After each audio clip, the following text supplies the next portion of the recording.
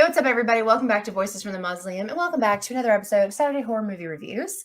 I am joined today with Ryan from RWR Movie Reviews. Hey, thanks for inviting me on. Yeah, I'm excited to talk about this one with you. I saw you post about it, which is what prompted me to ask you about coming on. So in case the background's not super obvious, we're talking the 2022 horror movie Smile. So let's see. This is going to be, I think it's going to be a fun conversation. I'm excited. This one's interesting because I feel like some people have really loved it and some people have not felt that way. So I've seen it both ways. yeah, seems to be a little divisive. Okay. So after witnessing a bizarre traumatic incident involving a patient, Dr. Rose starts experiencing frightening occurrences that she can't explain. As an overwhelming terror begins taking over her life, Rose must confront her troubling past in order to survive and escape her horrifying new reality. This has currently a 6.6 out of 10 on IMDb, a 3.9 out of 5 on Vudu, which is interesting. That one doesn't always come up for me. A 62% on the Google and a 77% audience score on Rotten Tomatoes, which is not awful. Interesting. Yeah. So if you guys are not familiar with Ryan, I've given him a shout out before. I've retweeted some things. I've been on his channel before. He does like everything movies. It's not just reviews. It's like, if it has to do with movies, I don't know how you keep up with it, but do you want to talk a little bit for just a second about like what your channel is, what you do? Yeah, so pretty much my channel, I cover a whole bunch of different movies. I do shutter screenings, I do stuff in the theaters, I do stuff on streaming, I do pickup videos, like what I picked up from like Best Buy. I'll do some vlogging. Lately, I've been doing some vlogging from different places that I've been going to. I just went to Disney World, so I just put up some vlogs there. Yeah. And then, I do like Best Buy hunts, and then I do end of the month hunts. So I got quite the variety that I try to throw in there and not just do movie reviews. Yeah. Yeah. And you watch all kinds of movies too, which is like really great because I don't always know some of the movies that you're like, some of the stuff you talk about, like I've never even heard of. Like I didn't even know was coming, probably because I primarily focus on like horror stuff, but yeah, but some stuff is stuff I've seen or was interested in. So yeah, I'm going to put all of Ryan's links and stuff in the description for this episode. So you can go sub to his channel and follow him on the socials. Yeah, so you had posted about this one and I actually was supposed to talk about this on another channel. And so I was kind of like thinking, oh, I probably won't do it on my channel. And then that didn't work out. And I was like, I really can't just like not talk about this one. Like I need to do a movie review. And I was like, Ryan hasn't been on my channel yet. And he wanted to talk about it. So I'm like, oh, I'll message him to see if he wants to talk about it. There you go. Yeah. So if you had to give this a rating out of 10, what would you give this one? I mean, I loved it. It's like I can't give it less than a 10. Really? It's a 10 out of 10 for you? Because originally in my review, I think I gave it a 5 out of 5 from what I remember from the original review. So I really love this movie. It's as far as like a theatrical horror movie, this is my favorite one of the year. Oh, wow. Okay. So. Yeah, I didn't get to see this one in theaters. I didn't see it until it came out on Paramount Plus, I think, which is where it is right now. Yeah, I also really liked this one. I went in a little skeptical because I had seen so many different, like opinions, and I try to just ignore it and just like watch it. But I was really excited to see it, like really pumped about it. And a little bummed I didn't get to go see it in theaters, but that was okay. And so I've only seen it the one time so far. And I watched it on Paramount Plus like the day that it came out. I came home and was like, let's go. I was so pumped to see this. This is this is definitely in the running for my top for the year. Not perfect for me, but I would give this probably like an 8.5 or a 9. I really liked it a lot. My biggest like controversial thing that I say about it is I feel like this is what It Follows tried to be. Like this did all of those things, but better. So unspoiled thoughts. What are your, things that you loved? So the biggest thing that really stuck out to me about this film, especially actually experiencing it in a theater, is the score. Yeah.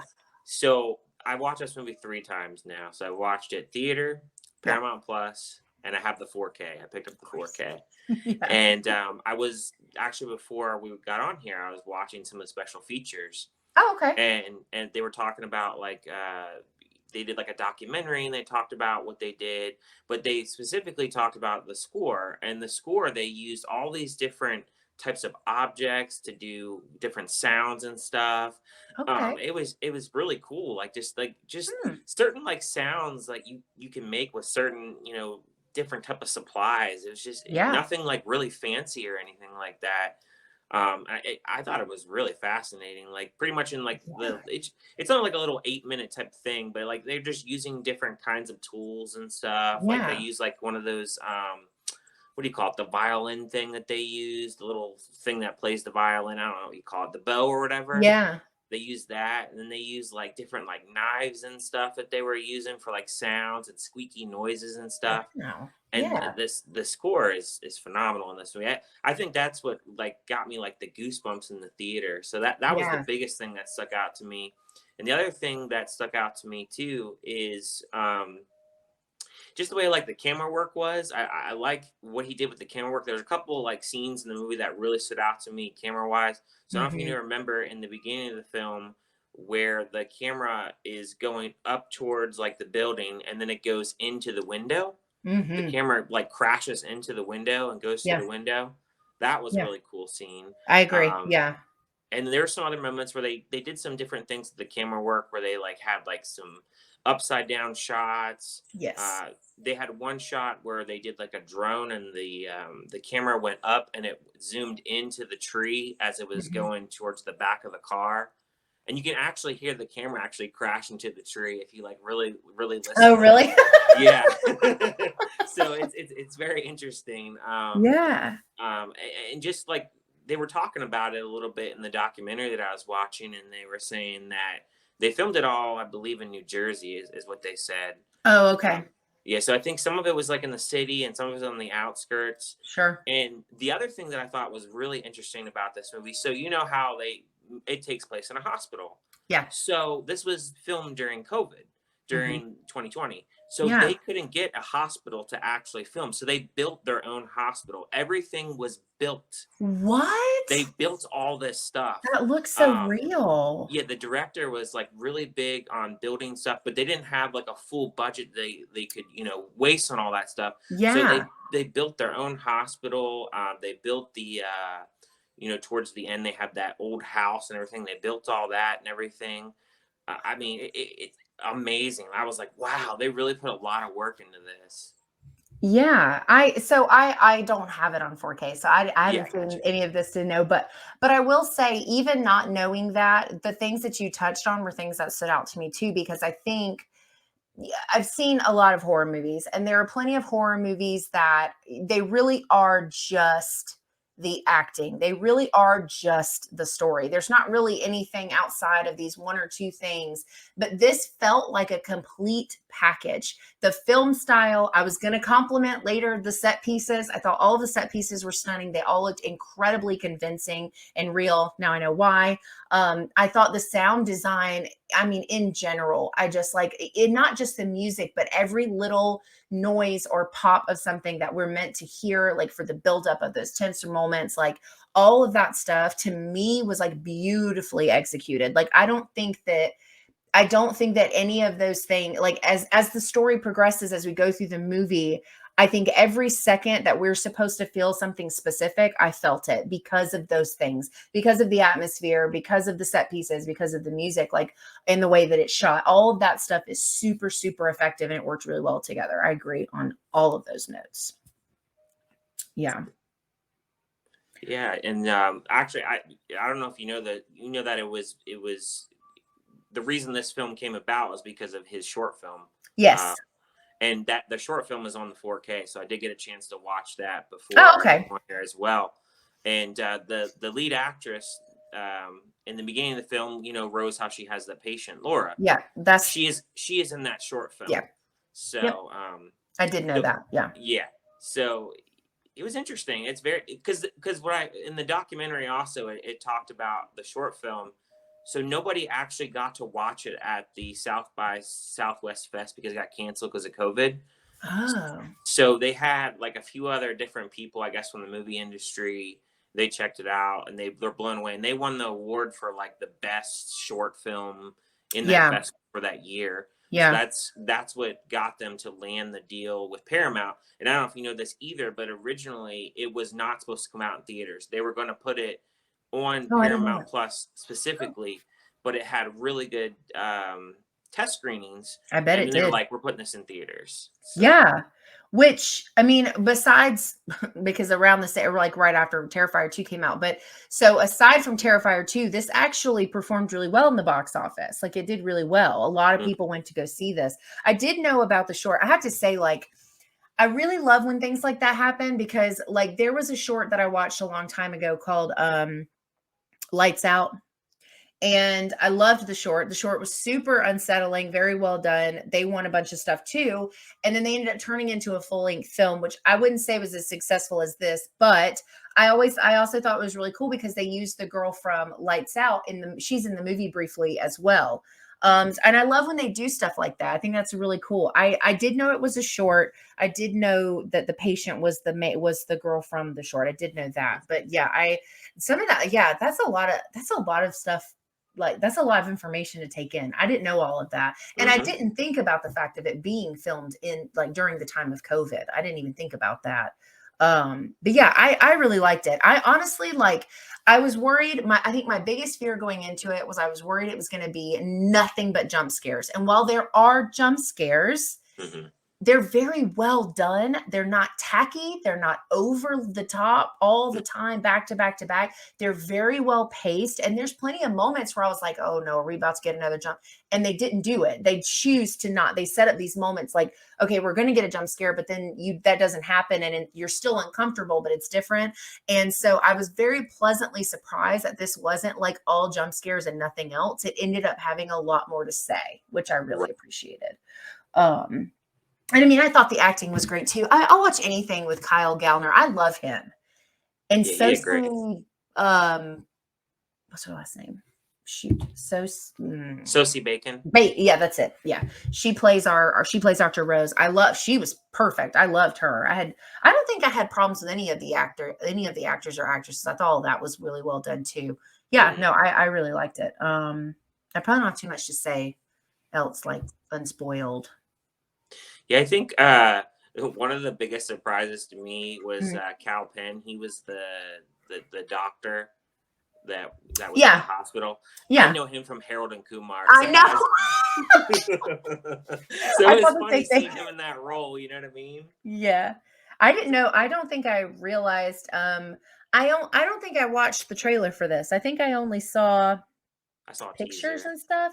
So I didn't know he was in it. And so when he first came on, I was like, Yeah, I didn't know he either. did good. I didn't know either. But even the promotion for this movie too. Did you know what they were doing? Some of the promotion they were going to baseball games and And they were having doing. people stand there and creepily smile. It made Yeah, like the news. Like it was in news shows. Like yeah. it was a bit, it's so smart, like so smart and so simple. Like how Mhm. simple is that? But effective. Oh yeah, No, I loved it. I think it's great. I think, yeah, I think marketing wise, they nailed it. I think they did a great job. definitely. A lot of hype. Um, you ready to jump into spoilers? Let's go for it. All right, so let's spoil. If you have not seen Smile, it is still streaming on Paramount Plus. We both agree that it's worth watching, so go watch it. Because we're gonna ruin it. Okay, so so the biggest thing for me with this was one of my biggest problems with this elevated horror nonsense is that all the horror stuff gets lost in this message or this like some kind of like point instead of building a point into the horror. It's kind of like, oh, we'll put in horror around the point. And this reminded me, and I've seen a lot of people compare it to this. This reminded me a lot of It Follows, which I did not like. I didn't like It Follows. But it's very similar in the sense that it has like this underlying message and there's supposed to be, like I'm trying to think of other ways it kind of reminded me of it besides the message. I guess like the not being able to really see what's there. I don't know. You have or have not seen It Follows? I saw it at one point, but it's been a while. I I can't think remember. I Okay. remember you mentioned me about it. I definitely would have to revisit it because I don't Yeah, remember I anything can I about couldn't it. remember what you said. Yeah. So I think that the message is really, really, really well done. So the message is like trauma. It's about trauma. That's what this film is about. And one of the things that I really loved about it is the layers about drama that it like gives you, because there's, like, I'm sure you probably noticed this. You're really astute about stuff like this, but her smile mug, Hmm. her mug that she carries has a smile. There's like all of these things that pop in and out that are this reminder that it's there all the time, whether Right. it's really, really present, whether it's a moment built around it or it's just in the background looking at you. Like, trauma is always there. It always affects you, even when you think you've gotten through it, you think you've healed and moved on with your life. And like, so this message of trauma and how it affects not just someone who thinks they've healed from it, but also all the other people around them in their lives, I thought was like beautifully done. I thought they did a great job with that. I was really impressed. Hmm. I agree. Yeah. And then I mean, yeah, I think like what other than like some of the stuff you mentioned, what's some of the other things you really loved about it? I just think like I don't know if you noticed throughout the movie, but like Sosie Bacon, you can really tell as the movie is going along, she is just like getting beat up. Like her, like Yeah. in her makeup and her eyes and her Yeah. expressions, you can tell like she's wearing. She's not sleeping. She's deteriorating. You're watching a character just deteriorate, Fall and apart. people are just going, "Well, she's insane." You know what I mean? Like they're not getting that this is stuff she's seen. She's not insane. Like she's legitly seeing it, just like nobody else can see what she's seeing. Yeah. Yeah. They did a really good job with that. I also think that all the people around her had like very I guess like realistic connections. Like, I feel like, she has the partner that abandons. She Hmm. has the old partner that genuinely cared enough to like stick it out. She's got the therapist, the boss, like all of these different people, her sister, and they're like there because of course like the family stuff comes in as we move along in the story. And like all of these characters and their relationships to her as we're experiencing these things with her was all felt very realistic to me as far as like their reactions and stuff like that. Hmm. Which I really appreciated. I hated, when they do that, they do that dinner scene towards the beginning with the sister and her husband, and I was like, I hate these people. Like, Yeah. I was like, these people are the worst. I would have canceled. There's no way I would go to dinner with them. I was gonna say because like as you see later on in the film, you see that the sister is more so like she had to suffer through what the mom was going through because it ran in the family. So you could really see like even Yeah. though she was kind of like this snooty kind of woman Mm. that like was at home, Yeah. because remember in the beginning she complained, she's like, oh, I got to take the kid to soccer. It's like, oh, tough life, you don't I got know, to work so and hard. stuff. So it's tough, man. Sign me up for that. Yeah. Yeah. That's So true. it's interesting to see how that dynamic goes, Yeah. and kind of changes as the film keeps going. It does. Yeah, because she had what I didn't expect was I didn't expect the sister to have any development, and she Mm. does. There's that whole scene on the porch, when they're talking about the situation with their mom, and that's when we start getting like more information about that whole thing, Right. and just like I felt like that's probably the only time in the movie where we really see her for who she really is. Is kind of Right. like all of that other stuff is like dropped away. The husband's behind the door. The kids are not there. It's just the two of them in this moment as sisters. And I really loved that. I thought that added a lot to the Hmm. story. I totally agree. Yeah. Um, okay, so I hate animal stuff. Animal stuff upsets me. And I knew as soon as it showed her cat, I was like, fuck. I was like, something Yeah. bad's gonna happen to that cat. Well, I didn't expect that though. Did you expect that to happen? Did you know that's what she No, was doing? not at all. It's insane. Like that scene is crazy. I The I mean, birthday scene's probably one of my favorite scenes though. yeah, she traumatized that little boy though. That poor little boy. He's like looking at her out the window, like, oh, afterwards.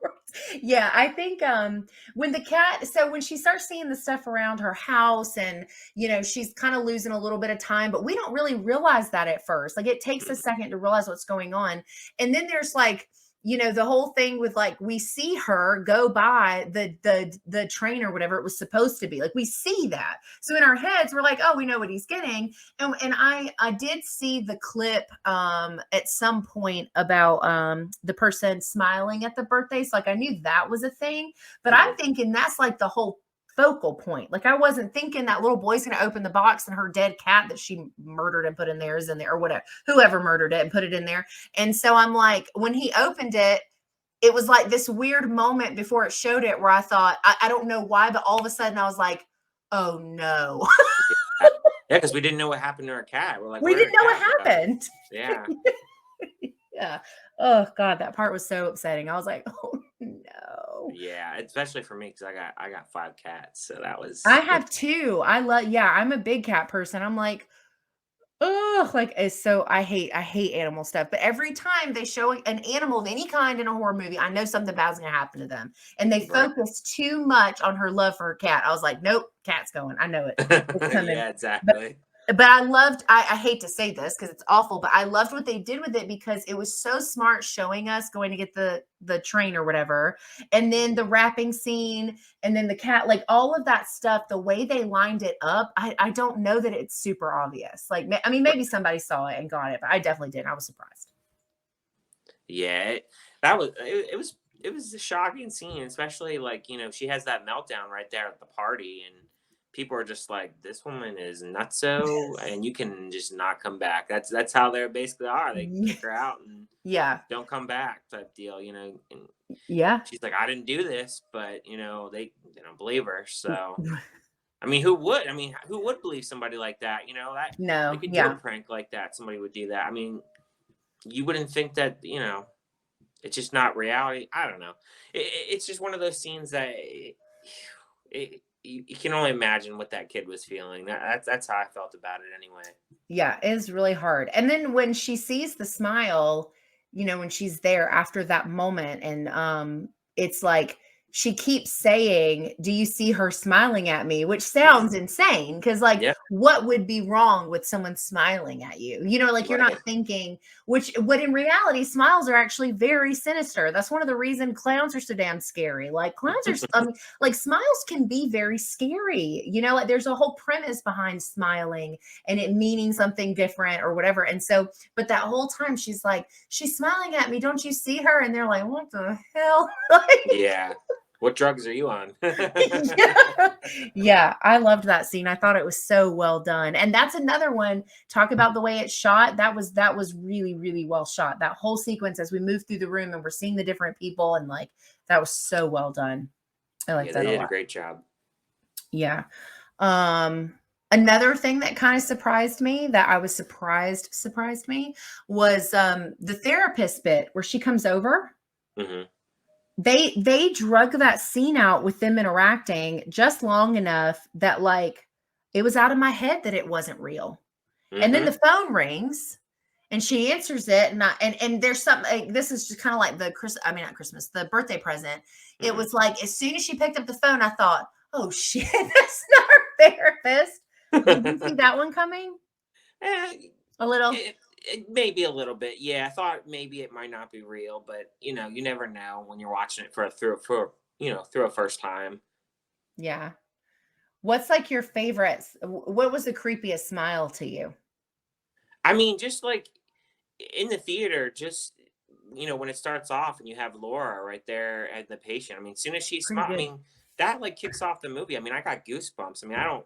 I watch a lot. I watch a good amount of horror movies like you do, and I Hmm. think also what really created my experience to be really good is I was in a tiny theater with a pretty packed audience, and I was close to the front, and I was Okay. by the speakers and everything. So like elevating the Ah, music, the yeah. smile, it's just like goosebumps. Ugh. So that first smile like is right there. And the thing is, I only watched a teaser trailer for this, so I didn't see a full trailer. So I think maybe I did too, because I feel like I've yeah. seen something, clips maybe through ads, Hmm. something. I don't think I watched the full trailer though. Hmm. I didn't. I know for a fact I didn't. So Do you that normally or do you try to go in blind? It depends. I try Yeah, not to watch trailers. I at this point they just give away too much these days. that's true. A prime example of that is The Invitation. I mean, they did that. Yeah. So I mean, it just I Yeah. would just rather not watch them. I mean, I might read a synopsis or something or who's in Sure. it. Um, a lot of times also too when I go into movies, I don't really look and see who the director is. I don't know if you're like that, but I don't pay attention to any of that stuff. no, I didn't even know who the director was, and then I saw that it was his first film. I'm like, oh, this is great. I've noticed that a lot of films these days. It Mhm. seems like a lot of the directors, especially for horror, it's like their first film, or Yep. it goes from a short film, which is good. It's good that they get It those is. opportunities. And in this case, I'm glad that he got this opportunity to to create it and stuff. And Yeah. for someone, this is their first film. I mean, it's that's a great start to start off your career, and Yeah. I think he really landed it here, and it's made all this money. I forget what the budget was. I think this is like 17 million, something like that, and Mhm. it's made like over 17 200. something. Yeah. And it's made over 200 million. So I mean that's great, and part of that was word of mouth, and then the marketing campaign. Yeah. So it goes to show you put that effort into it, people are gonna go watch it. So Yeah. this is He proof of got this people's film. curiosity up. Yeah. You're right. Yeah.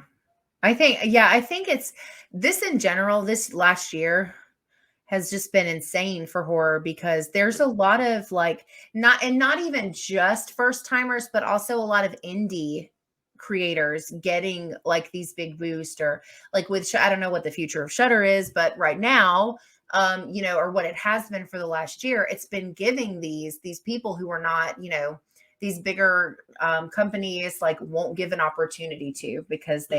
they don't like the film or they don't want to do the I don't know whatever. And so but like Shutter has given a lot of indie like directors and writers opportunities to get their stuff out there to more people. And Right. I'm like I think it's great that Paramount picked this up. I mean even though it seems to be that there are people, that didn't care for it or didn't like it or whatever, I think you can still call it a huge success. I mean, Mm. from dollars, but also, I mean, even the ratings for it to be the type of horror film that it is, which is usually how I have to look at reviews for horror movies, that's really good. A 6.6 out of 10 for something like this is really good, like really good. Hmm. And that's how I have to look at all kinds of stuff, like creature features, found footage. Those are types of films that are automatically people start at like a 1. They automatically rate those lower and they're harder to impress people. And I Hmm. feel the same about movies like this. So I think it's one of those things where like, I mean, it shows that it was this successful film. Like I thought, I mean, I think it did really well. And hopefully that means really good things for, the person behind it, the people behind it rather. Hmm. What did you think of the creature reveal at the end? Well, actually, I want to talk about the twist with the mom. So the thing with the mom was an addict and she Hmm. died. Hmm. And that's all we really know. Assumed overdose, right? Like we just assumed she just consumed herself until she died. And Hmm. then we get to the end of the movie and Rose has gone to this like dilapidated house, which is supposedly the house that she grew up in. And we see this her mom again, basically. And like we start getting these flashes of what happened Hmm. where she tells Rose to call 911 and Rose doesn't call 911, which is like, I really didn't think it was going to go there, but I was kind of like, woo, that's heavy. Like that was a lot to process in the moment. Like, what did you think of Hmm. that part of the story? Like getting to that part? It's just interesting how it unfolded, and Yeah. I didn't expect that. The whole creature though in that house. I mean that it's some creepy stuff. It is I love that it's in the middle of nowhere and it's just this crappy house. falling It's apart. great scenery and again, they Mhm. built that house from scratch, so it's cool seeing it transferred from screen to how they built it, and Yeah. just the lighting and everything that they did the work they put in that house, and Yeah. to put that scene on screen. I mean, it's a really scary scene. I think it's one of the scariest of the whole movie for sure. Yeah. No, I completely agree. I think so we've seen this kind of like stretched humanoid kind of thing before. It was in Barbarian. It reminded me a little bit of the woman that we see in It Chapter 2 in the remake. Mhm. And so we've seen this kind of thing before. But for me, what really sets it apart is the up close we get of its face, where we Mm-hmm. see all those rows of teeth and all the smiles that are inside its face. I was like, okay, yeah, that's definitely creepy. Like that was so unsettling. Teeth in general are very creepy things. I feel like teeth make me uncomfortable. And so like I was just like seeing that mini in this stretched out form, like it was just like I don't know, it was really well done. I really liked it. It was really scary. Yeah, they did a great job with that scene. I think it's interesting too. So the part where they stretch the face and everything. It's Mhm. interesting that they foreshadow that because remember in the one scene when she's in the car and she's gonna go in the hospital and Cal Oh, the yeah. doctor or whatever he stretches his face. So they foreshadow that for later. Oh, I didn't even think about that. You're right. Yeah. Yeah. I didn't even think about that. Yeah. Yeah, so that was really cool that they did that. I think that's actually maybe you think I might be a little bit morbid, but I thought that was really funny when they have that scene when she thinks she's gonna go in the hospital and was it the patient that was in there? She stabs him with the knife and she keeps stabbing. I was kind of laughing It was at a little that silly. scene. Yeah. Yeah, it's kind of silly. Yeah. So, but then Yeah. like they go that fooled me. I didn't think that was. I A thought she dream. was really doing that, and like, and when she was doing it, I was like, oh, she just can't escape this. She could just keep, you know what I mean? Like it's gonna keep going no matter what happens. So Yeah. it's interesting that was that wasn't really what was happening, but I guess that's what she was thinking. So, but Yeah, yeah. I did think that part was kind of silly too. I don't and then I think like so, dream moments or whatever you want to call them that are like that. I Hmm. feel like most of the time I know that they're not real. Like I'm like, Hmm. oh, they're going to wake up like any minute. Like and it kind of like goes back to American Werewolf in London, which has like the dream of the dream of the dream or whatever. Is like the first time they ever did that. It was like dream within a dream. Like it wakes up multiple times, and it's like that one. That one was done so well because it was original for its time. And then there's a lot of people, that have made movies, horror movies specifically, where they do that. But I was the same way. I thought this was actually happening because I felt like at this point, like, what is her life? Like Yeah. she's already so deep into this rabbit hole of this like shitty situation and all these bad things happening. She's completely abandoned. She's almost completely alone. Like, what does she have to really lose? Yeah, by going Nothing. for it. Yeah, I mean, what do you do to save yourself, basically? Or what are you going to do there was nothing she could do to get back to normal. That was never going to happen. So I believed it. I was like, oh, this is how we're going, I guess. This is what's going on. And then I thought the same thing. I was like, it's not going to matter. Yeah. She's going to get out of there and something else bad is going to happen to her. Yeah. Um, yeah, I liked it. I really liked this movie a lot. I even liked the ending. I liked that she didn't get away. Yeah. Yeah, I liked it a I lot. agree. And then all you see is like you see his face, and then you see the In the her house. burning and out of his eye there. Yeah, I thought it was a perfect ending. Horror movies don't need to always have a happy ending. I totally agree. And in fact, most of the ones that I really, really, really like are ones that don't have super happy endings. Like, Hmm.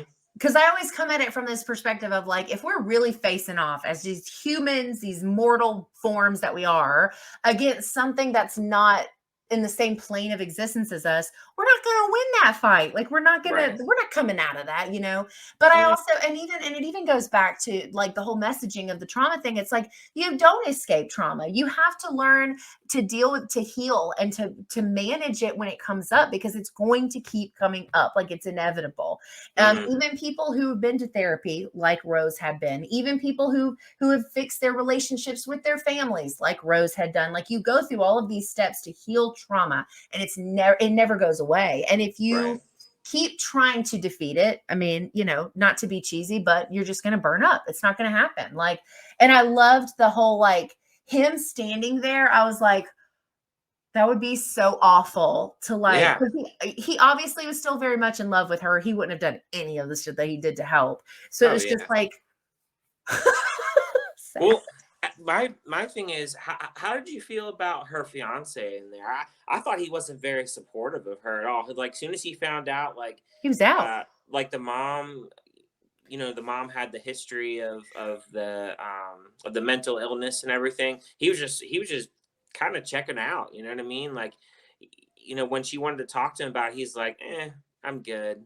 I don't want to have to deal with this. I forget what he says. He says something along the lines of like, I don't want to have to deal, or I need to know what I'm dealing with or what I'm getting into. Yes. That's what he Yes. says. Yeah.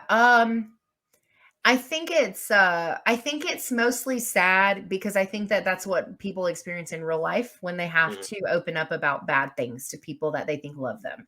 Right.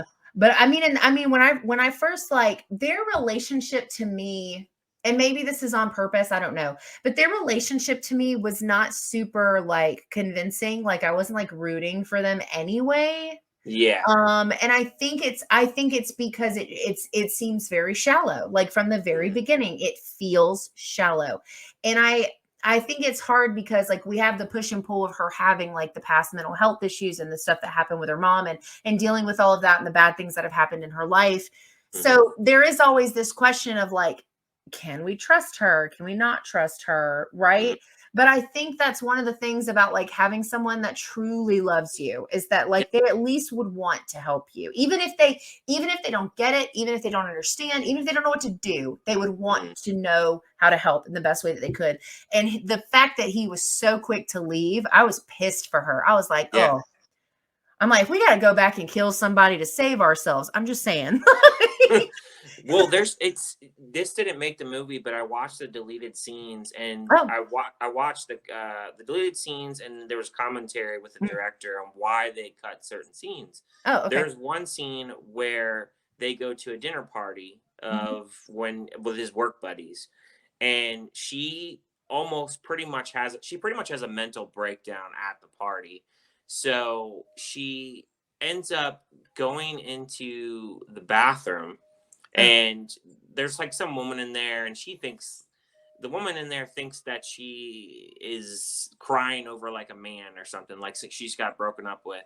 And so Oh. she goes into the stall, and they have the camera over the stall, and they have the entity smiling over the stall, and she flips out, and it causes this whole scene, and she pretty much storms out of the party, and he Yeah. has to go get her, and he's pissed at her, for Ruining it. having this episode. So, but they decided to cut it, he said, because he felt like they already kind of had that establishment that, just like how he was as a character and how Yes. they were in a relationship. Like we kind of already knew as the audience.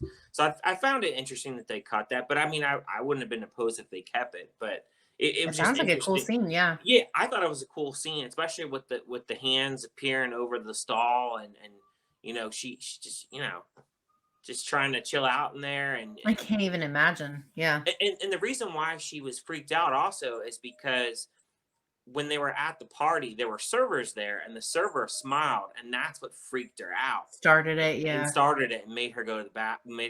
Oh, yeah. I see. Yeah. So it was interesting scene. Yeah. I think, yeah, that would have been cool to see. I have to Yeah. buy the physical media so I can watch all the shit that you watch.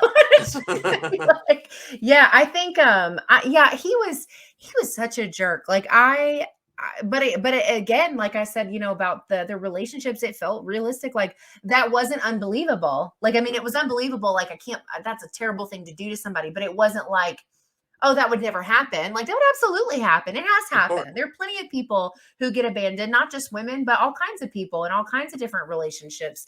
Hmm. And I hated him. I was like I was so mad I think because I was watching it like in the comfort of my own home. I was pretty much cussing. I think that whole scene. I was pretty pissed. I was like, that's fine. We got Kyle on our side. I don't remember Kyle's character's name, but we've got Kyle on our side. I'm like, F him. Let's go back with the ex.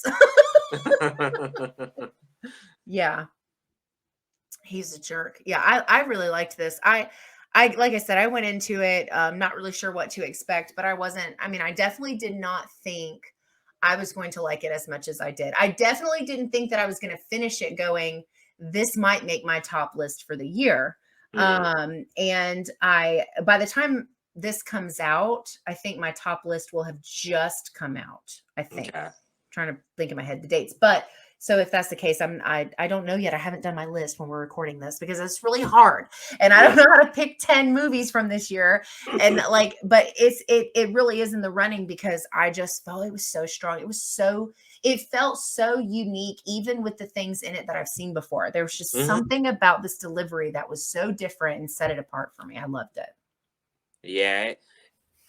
Even compared to other horror movies this year, I don't know. It just had that vibe with it, and it had the marketing. It just had everything going for it going into it. Yeah. I don't think I've had been that hyped for a horror movie in a while, like going to a theater. I mean, there's stuff I'm coming out. I'm like, oh yeah, I'm gonna go check that out. But I don't know. It's just something about the Yeah. marketing and how they portrayed the movie. Just in the Mhm. teaser trailer alone, that had me like interested right away. And Yeah, it touches a lot on mental health and it does.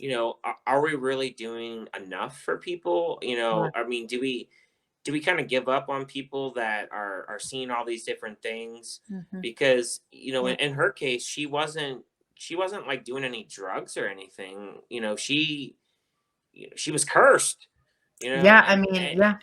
she couldn't escape it, and everybody was just like, she's a loony bird, what's she taking, but she wasn't, and nobody was understanding that. They're just, because they can't see it, they're just thinking that she's insane. Yeah, and that's actually one of my typically that's one of my least favorite tropes in a horror movie because there's always a female character that no one believes. Like, and Hmm. most of the time there's like no reason for it, but this one toes that line because there was reasons to doubt. Even as viewers, there's reasons to doubt what's happening, why it's happening, is all of it really happening, how much of it is her, how much of it is something we can't see, like all these things. And that was another like I felt like it took that trope and really like flipped it on its head and made it work in a like cohesive logical story, which Hmm. is not an easy thing to do in horror because most of the time it's like, oh, you're crazy, go take a nap, or oh, you're crazy, like we'll just won't have anything to do with you anymore, or, oh, go have some wine or whatever, right? Like there's Yeah. always this like condescension about like people who see things and experience things and we don't want to believe them even though we've known them our whole lives, or we know that they're logically sound and they're not on medication and they don't have a history of mental illness or any reason to doubt them at all, but we do anyway. And this does a much better job of presenting that in a way that makes sense, which I really, really appreciate. Because I hate that trope. It's like one of my least favorite ones. Yeah. So yeah. I liked this one. I thought it was really good. I know there's like one of the things that somebody I know that did a review on it was like complaining about was like, well, like him going into the house at the end and standing there like that was dumb. And I was like, no, it wasn't. No, it isn't. You wouldn't do that for someone you love. You wouldn't go in Yeah. and try to save their life. Like I Well. would. I mean, and I don't even mean romantically. That could, if your kid, your best friend, one of your parents, like you wouldn't Hmm. put yourself in a position to be traumatized to potentially save someone else that you love. I would. I Yeah. thought it made perfect sense that he went in there. Like it made sense Yeah. to me. Yeah. I mean, because they were on good terms. They weren't. Yeah. They weren't on bad terms. Mm-mm. I mean, we Yeah. don't really know too much of the situation of that relationship as to what happened, but and Yeah. how she met the other guy. We don't know all that, but No, none of that's explained, which is but you fine. yeah, but you can tell that there's a much stronger connection with him than there is with the other guy. Yeah. It seems to me with their connection, it just seems you never feel like they're in love at all. You know what I mean? Not that it really matters because it's a horror movie, but I never felt like they were Yeah. just like as one unit. You know what I mean? I And agree. I mean, he would get mad at her. If you remember, he would get mad at her because she dropped a cup and A broke it. glass. Yeah, he You flipped broke out about another that. glass? I'm You like, broke another glass. He's like, sorry, honey, yeah. I'm dealing with a fucking crisis over here. Like, what are you worried about the China for? Yeah, and I think that's the other thing is like both of the men that we see as these like love interest type roles. Hmm. One is very much the trying to escape reality, the trying to escape the trauma, the living a life of this specific look of happiness, right? And then Mm-hmm. I don't know Kyle's character's name. I keep forgetting it, but his character felt to me like that was more of the real life. Like that would be a real relationship, a real love, like a real. And I think that that's what made all of the things that he was willing to do for her make sense for me in my head, that he was so willing to help her. Right. Because if he had been like a total stranger, like if he had just been a cop, like I wouldn't have bought it. But him obviously still having very strong feelings for her. He was very apologetic when he came to the hospital that second time. He was like, Mm-hmm. "Hey, sorry, when I came to the call, I didn't know it was you." Like he seemed very genuine from the very beginning. Right. Even like not liking that his partner called the other girl, the patient, crazy. He's, "Oh, Mm-hmm. she just sounds crazy to me." And he just looks at him like, really? Like he, from the very beginning, just felt like somebody we wanted to like. Mm-hmm. And I think that that mattered in like establishing their connection. But yeah, I agree. The other guy, like it never felt real. It all felt superficial to me. Right. And the other thing is too, Mm-hmm. when you're talking about the comment that somebody made about him going into the house, Mm-hmm. why wouldn't he go into the house? Because throughout towards the end or whatever, he knows that the curse is happening, and it's happened what to Yeah. like 20 other people or something he mentions, and he tells her, "Oh, I tracked it back to this," and then that's when they end up finding the guy that survived, and they go to In the the prison. jail. Mm-hmm. And I love that scene as well, So because good. that he did such a good job Agree. with just you know for someone that's not on screen at all up until that point, and Yeah. for him to play that role. I mean, he played it like we had seen him earlier or something in the I movie, know what but you mean. Yeah. he did such a good job with it. And yeah, I mean, just like the freak out scene right there with the cops trying to hold him back, or the guards trying to hold him back, perfect. I mean, like you couldn't have did that any better, I think. Yeah, I think that that whole scene, the conversation kind of filled in. I kind of had an idea of what was going on, but it kind of fills in the gaps without feeling Hmm. like an info dump. I didn't feel like it was like, "Oh, here's all this information you missed." That was really well done. And yeah, that character, for him to have such little screen time, is so memorable, because Hmm. that's the moment you're just like, he sounds terrified. Like he Yeah, sounds terrified. You're thinking this, somebody who took another life, who's now, been sentenced and now he's in jail and all these things. He looked terrified of yeah, what she could have potentially been bringing. But he's like, "I just got rid of that shit." Like he's like, yeah. "I You don't don't want want to that relive back." that. Yeah.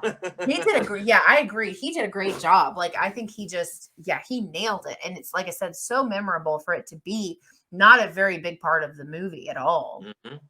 Yeah. I agree. Yeah, that's all I got, I think. I loved this. I thought it was really good. Yeah, it was a good time for sure. And Yeah. when you watch it again, or as you keep watching, you pick Mm. up on more things as it Oh, I goes bet. too. So I really enjoyed it. Mhm. And like I said, it's one of my favorites of the year for sure. So Yeah. I have it. I think I have it ranked fourth. And I'm doing a top. I'm doing it. You said it's hard for you to do a top 10. I'm doing a top 20. Yeah, but are you doing you're doing everything though? I'm doing everything. See, Jesus, no way. No way could I do. I can't even narrow down my horror movies. Like last year when I was going to do 10, I was like, "Oh, I'll have like," or I was going to do a 5. That's a joke. And I Yeah. was like, and that was last year. And this year, like the horror genre is like exploded. Hmm. Thankfully, a lot of the big hitters have been duds for me, thankfully. So I don't have to worry about like Barbarian ain't making no top list for me for the year. So like it's just not. And spoiler alert, like it's just not.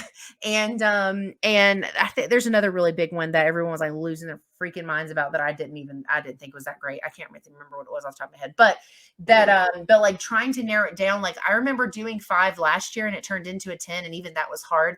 This year I'm Mm. like, and I've decided, because I saw a lot of new stuff this year that didn't come out this year. So I'm going Ah. to do a top 10 for 2022 and then a 5 honorable mentions for 5 films I saw that were first watches this year that actually came out in previous years. That was actually a lot easier.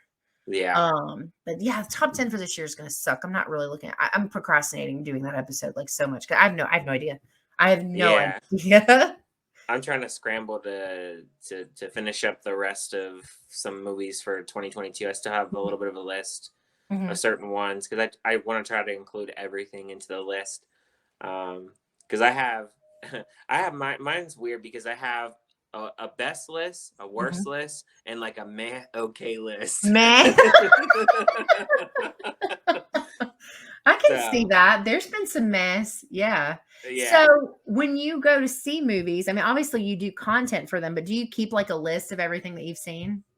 So I have my letterbox, so You just that use has that. Oh, okay. that I Okay. use it off of that, and then as the time rolls around, I'm switching things in and out of positions and stuff. Like there'll be a certain movie I'm like, oh, that movie was horrible, and that'll be like my number one movie, and then like I'll see something else worse. I'm like, that was worse.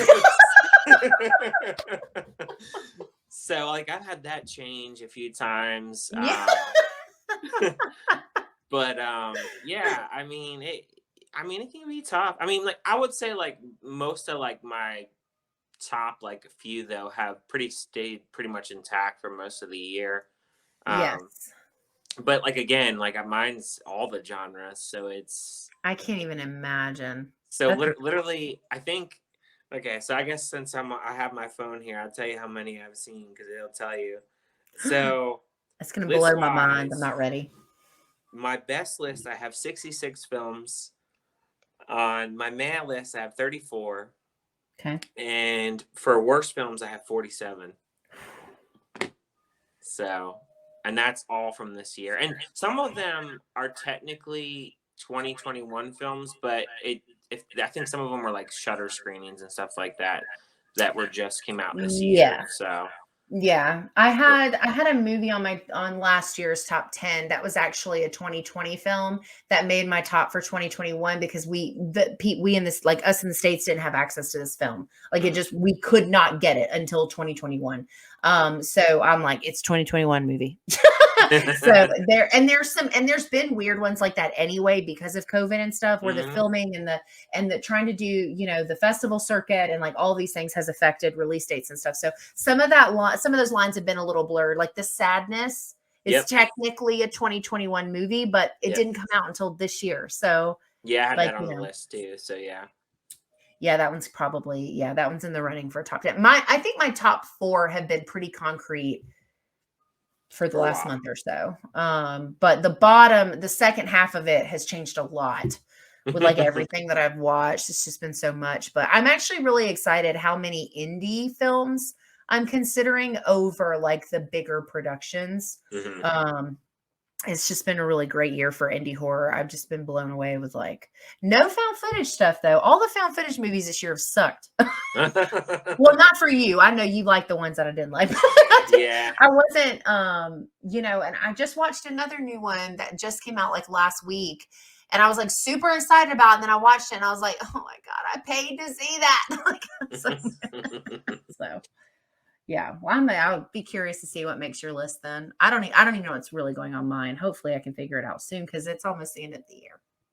Yeah, I've thought about doing just like the top 20 for both the best and the worst, Mhm. and then doing like a live stream or something, just revealing like the rest or something. Just, Oh, just, just if people would be interested, maybe I might do something like that. Like do 1 through 20, like in a like a review style, oh and then yeah. like do the rest like on a live stream just for the heck of it, That'd be cool. and then Yeah. have people like interact with it and like talk about their favorites and their worst ones. I Mhm. always find it funny when people do the worst list. I just always am very curious to see what people hate. Oh, I know. uh, Yeah, and they can be really funny. I think I just always assume that everything on their list is movies that I love. I like mm, never agree. That was the other thing that was kind of different about this is we totally agreed on a movie. That doesn't hmm happen often. yeah. Yeah, there's been some ones that you've liked that I haven't liked, and I mean Really. it depends. Yeah. We have some that we like that are the same, but this one was one that we definitely agreed on. Yeah. Which I think was one of the things that had me kind of interested to see this because you posted your thoughts on it. Hmm. And so I was like, he liked this one. I was like, like, and then Hmm. people I know that are like really big into horror and like that's all they watch, like Hmm. hated it. And I was like, Oh. Interesting. Like I was really curious to see, but yeah, I really liked it. So Hmm. cool. Well, thanks for making time to come on and talk about Smile. Yeah, definitely. Thank you for inviting me on. I do appreciate it. Yeah, of course. Anytime. We'll do something else in the future. I do these every Saturday and I'm like, I started realizing I was like, "Oh, I gotta start doing ones for January. Cause December I tried to stick to like horror Christmas stuff, Hmm. which is so fun, but also oversaturating. So Right. it's like I'm like horror Christmas out. So Yeah. I yeah. mean, well, is there really that many horror Christmas movies? There's probably a lot more than you think. There probably is, yeah, I There's guess. like at least well, I mean, I did enough just to do the 4 or 5 Saturdays, Hmm. but I also am reading horror Christmas shorts every Sunday. Oh, okay. And then like that's kind of been, and then one of my Monday morning musings, we talked about Christmas horror. It's just been like, everybody's kind of doing that right now in the horror world. Everybody's talking about Christmas horror movies. So it's kind of Right. just part of the thing, tis the Hmm. season and all that. But Oh, anyway, yeah. cool. All right. Well, thanks again. Thank you guys so much for hanging out with us on this episode of Saturday Horror Movie Reviews. I hope you have a good rest of your weekend and a good week coming up, and I'll see you in the next one.